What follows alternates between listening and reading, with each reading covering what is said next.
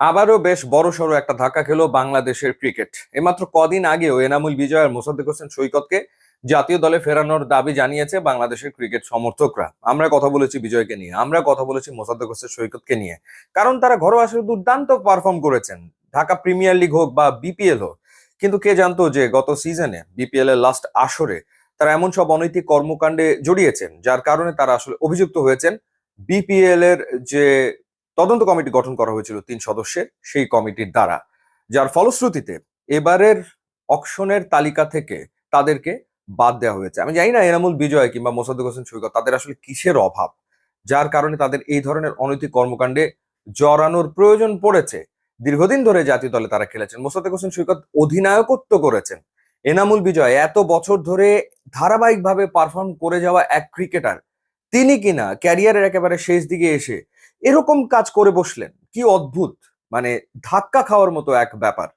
9 জনের নাম সামনে এসছে, যাদের নাম অকশনের তালিকা থেকে বিসিবি সরিয়ে নিয়েছে একেবারে শেষ মুহূর্তে। এই 9 জনের ভেতরে 4 জনই দুর্বার রাজশাহীর ক্রিকেটার, যেই দলটার দায়িত্বে ছিলেন, অধিনায়কত্ব করেছেন এনামুল বিজয়। আর একটা নাম আমার কাছে খুব অবাক লেগেছে, শফিউল ইসলাম। মানে এত অভিজ্ঞ এক্সপিরিয়েন্স ক্রিকেটার, এতদিন ধরে ক্রিকেট খেলেছেন, সাকিব, মাহমুদুল্লাহ রিয়াদ, মুশফিকদের সাথে ক্রিকেট খেলেছেন, তামিমের সাথে ক্রিকেট খেলেছেন। এখনো মনে পড়ে বিশ্বকাপের সেই ম্যাচ চট্টগ্রামে যেটা হয়েছিল, ইংল্যান্ডকে বাংলাদেশ হারালো, শফিউল ব্যাটিং এ ছিলেন, মাহমুদুল্লাহ রিয়াদের সাথে বাংলাদেশ ম্যাচটা জিতলো। সেই শফিউল এই শেষ বয়সে, মানে ক্রিকেটিং ক্যারিয়ারের একেবারে শেষ দিকে এসে কেন তিনি এই ধরনের কাজে জড়ালেন বোধগম্য হলো না। তিনিও দুর্বার রাজশাহীতে খেলেছেন লাস্ট সিজনে। সানজামুল ইসলাম, তিনিও দুর্বার রাজশাহীতে লাস্ট সিজনে খেলেছেন, স্পিন বোলার। তো জাতীয় দলে খেলেছেন এরকম ক্রিকেটার হচ্ছে এই 4 জন: এনামুল বিজয়, মোসাদ্দেক হোসেন সৈকত, সানজামুল ইসলাম, শফিউল ইসলাম। এছাড়া বাকি যারা, যাদের নাম এসছে বা যাদের নাম অকশন থেকে বাদ পড়েছে: আলাউদ্দিন বাবু, এরপর নিহাদুজ্জামান সিলেটের হয়ে লাস্ট সিজনে খেলেছেন, এরপর মিজানুর রহমান, এরপর মনির হোসেন খান, এবং বয়সভিত্তিক দলের একজন ক্রিকেটার রয়েছেন, তিনি বিপিএল এ সম্ভবত খেলেননি, অন্য কোনো কারণে তার নাম সরিয়ে নেওয়া হয়েছে।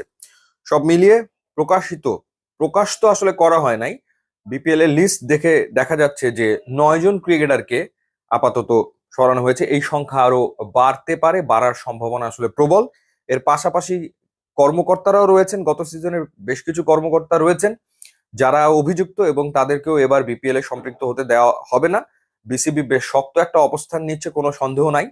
দেশের ক্রিকেট একটা বড় ধরনের ধাক্কা খেলেও বিসিবি একটা শক্ত অবস্থান নিচ্ছে, কারণ শাস্তি না দিলে এই ধরনের কর্মকাণ্ডগুলো বন্ধ করা তো সম্ভব না।